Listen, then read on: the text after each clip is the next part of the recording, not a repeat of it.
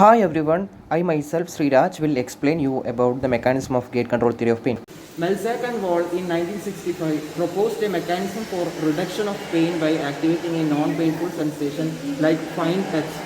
So the pain signals can be interrupted in the substantia gelatinosa or the Rex laminate 2 of the spinal cord so that the pain is reduced, which acts as a gate.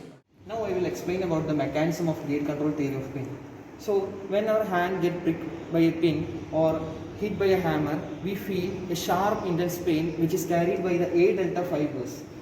So the symbols carried by the A delta fibers. Here you can see the red color neuron represents the A delta fibers which carries the nociceptive stimulus via its free nerve ending into the spinal cord, which releases the neurotransmitter called glutamate, which stimulates the second order neuron which carries the sensory information to the opposite side, contralateral side of the spinal cord, and finally into the brain via the lateral spinothalamic pathway into the sensory cortex 312, and we feel the sensation of sharp intense pain which only lasts for few seconds. So this painful stimulus only lasts for few seconds and get diminished. But following that sharp intense pain, we feel dull pain which is not well localized around the area of injury. That sensation is carried by the C polymodal fibers which are non-myelinated, which sends impulse and which finally reach the spinal cord and release a neurotransmitter called substance P.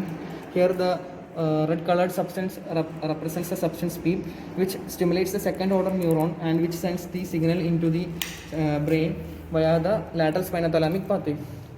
Now, due to pain, when I apply a fine touch, the Pacinian corpuscles get stimulated, which sends information into the brain via the dorsal column pathway, and we feel the sensation of fine touch. And along that path, we can see the A beta fibers sends collateral in the spinal cord to a inhibitory interneuron. Here, the inhibitory interneuron which release a neurotransmitter called enkephalin, which is represented by the green colored bead, and this enkephalin goes and binds to the opioid receptors present in the C polymodal fibers, which causes the closure of the calcium channel, which prevents the release of neurotransmitter substance P from the terminals of the C polymodal fibers, which causes the reduction in the impulse carried by the second order neuron into the brain. Here you can see there is reduction in the impulse carried by the second order neuron into the brain. So we get relief from the pain. This is the actual mechanism which lies behind the gate control theory of pain.